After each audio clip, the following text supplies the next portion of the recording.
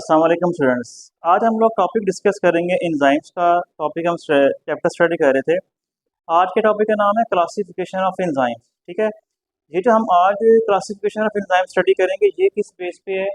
ये जो है ना रिएक्शन टाइप के बेस पे। मतलब क्लासिफिकेशन का मतलब होता है एंजाइम के कौन कौन से ग्रुप हैं, यानी कि हम इसमें एंजाइम का वो ग्रुप्स, एंजाइम के वो बड़े बड़े ग्रुप स्टडी करेंगे जो कि रिएक्शन की बेस पे अपना रोल प्ले करते हैं, और वो कौन सा एंजाइम्स किस रिएक्शन में क्या रोल प्ले करते हैं उसी के अकॉर्डिंग हमने जो है ना यहाँ पे इनकी क्लासिफिकेशन की है, तो उसको हम अभी आप स्टडी करते हैं। ओके, फर्स्ट ऑफ ऑल आप यहाँ पे रखें, फर्स्ट हमारे पास कैटेगरी होती है, इसको हम बोलते हैं ऑक्सीडो रिडक्टेजेस। ठीक है, एंजाइम्स की कैटेगरी है ऑक्सीडो रिडक्टेजेस। अगर आप इसकी जो नाम है इसके ऊपर अगर आप देखें, इसमें एक उसने वर्ड यूज किया हुआ है ऑक्सीडो।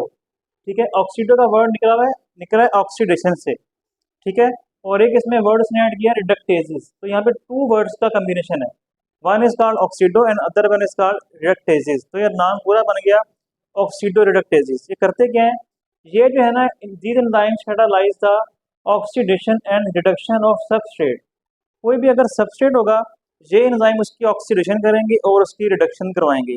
ऑक्सीडेशन का मतलब होता है कि हाइड्रोजन को अगर आप रिमूव कर दें किसी भी अपना सबस्ट्रेट से, तो वो उसकी जो है वो ऑक्सीडेशन कहलाती है।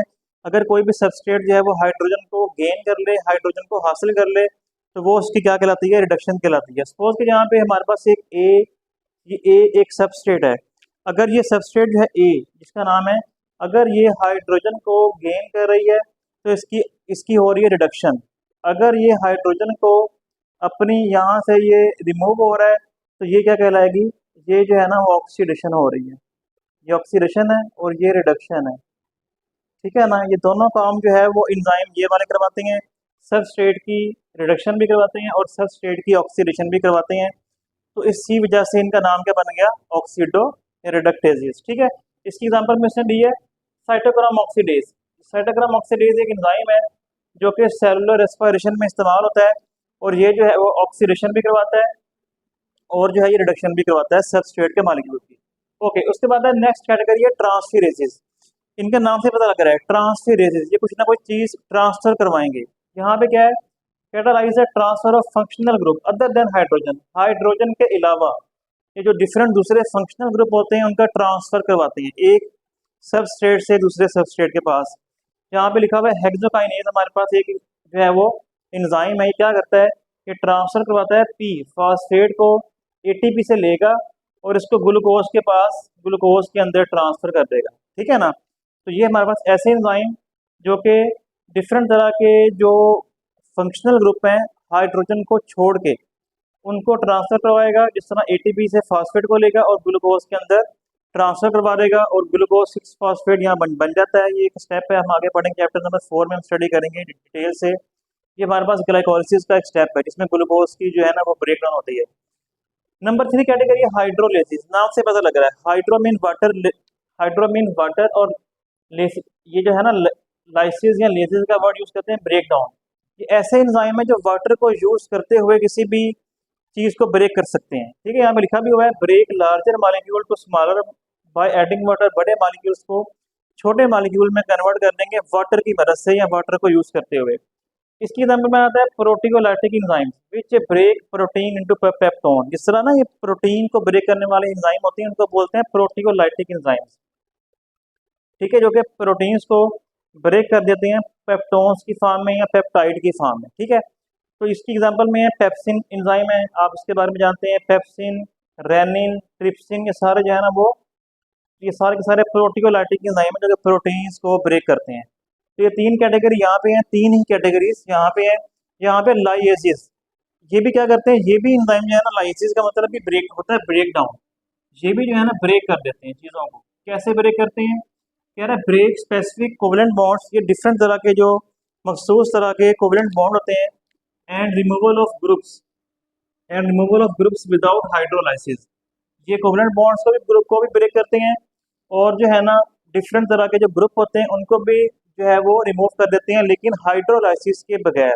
ठीक है, ओके, अब इसमें कहते हैं कि हिस्टिडीन डीकार्बोक्सिलेज एक एंजाइम है जो ब्रेक कर देता है कोवलेंट बॉन्ड्स को in the carbon atoms in histidine. ठीक है, हिस्टीडीन एक केमिकल कंपाउंड है, इसके अंदर से ये क्या करेगा, कोवलेंट बॉन्ड ब्रेक करेगा, हिस्टीडीन के अंदर कोवलेंट बॉन्ड्स को ब्रेक करेगा और उससे क्या बना देगा, कार्बन डाइऑक्साइड बना देगा। और हिस्टामीन जो कि एक एंटी, जो कि ये अपना एक केमिकल है, एलर्जी कॉज करता है, ये बनना शुरू होता है। ठीक है ना।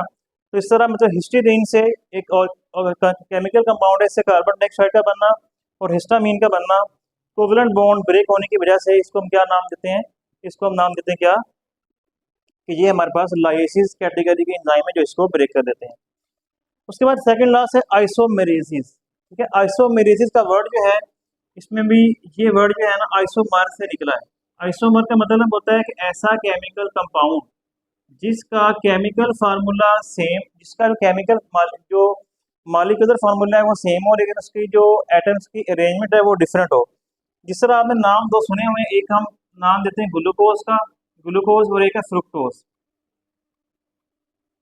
ग्लूकोज और फ्रुक्टोज दोनों का जो फार्मूला है ना वो ये है C6H12O6, C6H12O6। लेकिन दोनों में ना क्या फ़र्क है, इनके ना एटम्स की जो अरेंजमेंट का फ़र्क होता है, उनकी अरेंजमेंट डिफरेंट है तो नाम इनका बदल जाता है।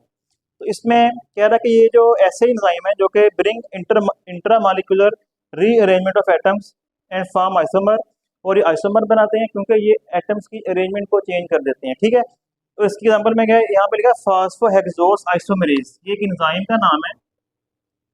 It is an enzyme which convert the glucose 6 phosphate into the fructose 6 phosphate. Okay, glucose and fructose have same molecular formula but they have different arrangement of atoms. For this reason they are called as isomer of one another. दोनों एक दूसरे का ना isomer कहलाते हैं। Okay, last में लाइगेसेस। लाइगेसेस का मतलब होता है लाइगेंड, लाइगेंड से निकला है वर्ड जोड़ना, ये ना जोड़ते हैं चीजों को। ठीक है ना। टू बाइंड, लाइगेसेस का मतलब यहाँ पे लिख सकते हैं टू बाइंड, आपस में जोड़ने का काम करते हैं मॉलिक्यूल्स को। टू मॉलिक्यूल्स को ज्वाइन करते हैं, get energy from ATP. Molecules को आपस में ज्वाइन करने के लिए भी we will require energy and that energy will be gain by the ATP. Okay, इसकी एग्जांपल है पॉलीमरेज, जो कि डीएनए और आरएनए के मॉलिक्यूल्स को बनाता है। जिस तरह आपने पढ़ा है डीएनए पॉलीमरेज हम पढ़ चुके हैं चैप्टर नंबर 1 में, सॉरी चैप्टर नंबर 2 में। और डीएनए और आरएनए पॉलीमरेज दो एंजाइम हैं जो कि मोनोमर्स को जोड़ते हैं आपस में। मोनोमर के बारे में हम डिटेल से पढ़ चुके हैं और इस तरह डीएनए और आरएनए का मॉलिक्यूल बन जाता है। ये कौन सा एंजाइम है, ये है पॉलीमरेज, जिस तरह डीएनए पॉलीमरेज और आरएनए पॉलीमरेज। तो ये हमारे पास जो है कुछ कैटेगरीज थी रिएक्शन की बेस के ऊपर।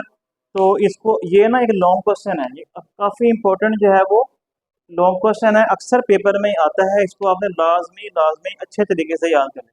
ठीक है, तो आज के लिए इतना ही, बाकी इंशाल्लाह हम नेक्स्ट लेक्चर में पढ़ेंगे। अल्लाह हाफिज़।